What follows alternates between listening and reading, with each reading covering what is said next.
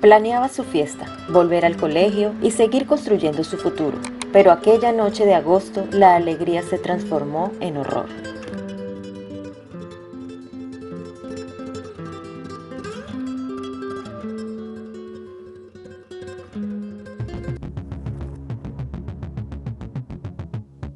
Gabriela Nicole Prats Rosario, conocida por familiares y amigos como Lela, nació el 12 de agosto de 2008. Tenía 16 años y estaba a punto de cumplir 17. Vivía en Aybonito, en Puerto Rico.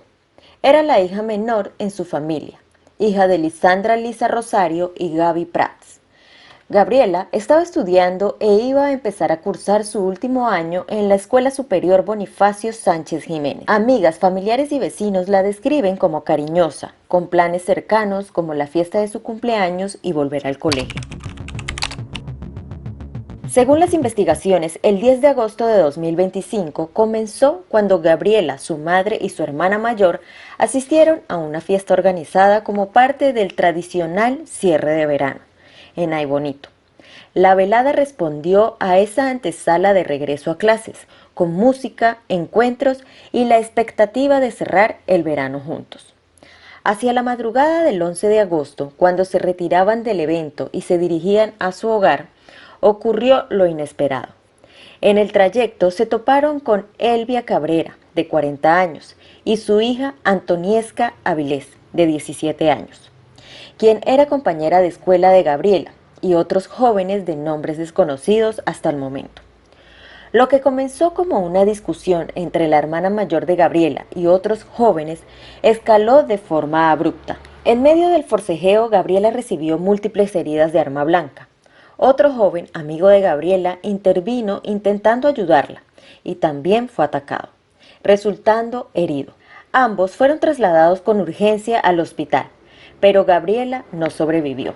Su amigo logró superar las heridas y con el tiempo regresar gradualmente a su hogar mientras continúa su recuperación. La madre de Gabriela, presente en los hechos, quedó limitada para actuar.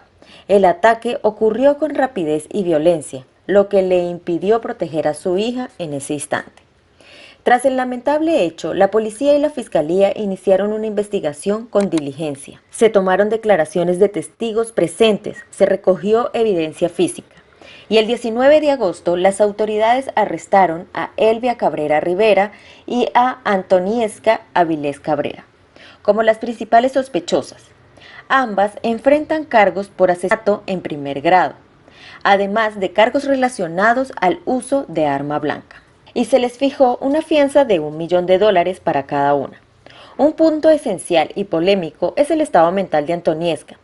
En la fase preliminar fue sometida a evaluaciones psicológicas y psiquiátricas y se dictaminó que en ese momento no era procesable, es decir, que no podía ser juzgada al carecer de plena capacidad mental para entender el proceso. Esa decisión no es definitiva. El tribunal ha ordenado nuevas valoraciones para determinar si más adelante puede ser considerada procesada. En caso de que así sea, se prevé que enfrentará los cargos como un adulto y no como menor de edad. La defensa de Elvia Cabrera ha argumentado su inocencia. La familia de Gabriela denunció públicamente su dolor y exigió justicia. Su madre y hermana han realizado declaraciones emotivas en medios locales, denunciando sentirse traicionadas y reclamando transparencia en la investigación. En Aybonito se organizaron caravanas, vigilias y manifestaciones de solidaridad. Vecinos y transeúntes mostraron pancartas y mensajes de apoyo contra la violencia juvenil. Hasta ahora el caso sigue abierto en el sistema judicial.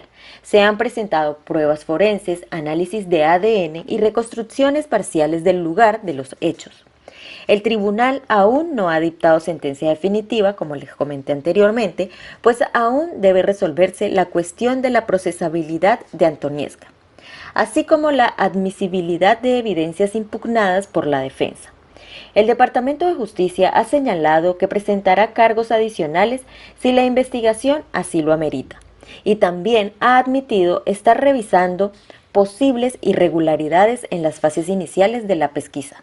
Y bueno amigos, así llegamos al final de la historia de hoy. La historia de Gabriela Prats destaca la necesidad urgente de abordar la violencia juvenil en Puerto Rico y en cualquier parte del mundo. Es fundamental que el sistema judicial garantice procesos justos y transparentes, especialmente cuando se trata de menores involucrados en delitos graves. Además, este caso subraya la impotencia de la salud mental y la intervención temprana en jóvenes en riesgo. Nos vemos en un próximo videito, amigos. Gracias por elegir ver este video entre tantos. Si esta historia te hizo reflexionar, te invito a que te suscribas, me ayudarías muchísimo. Dale me gusta, comparte y comenta. Me gustaría conocer tus opiniones, siempre con respeto hacia las víctimas y sus familias. Tenemos que promover a la reflexión y sobre todo conciencia. Y recuerden, si tocan a una, nos tocan a todas. Dios los bendiga a todos y hasta la próxima. Adiós.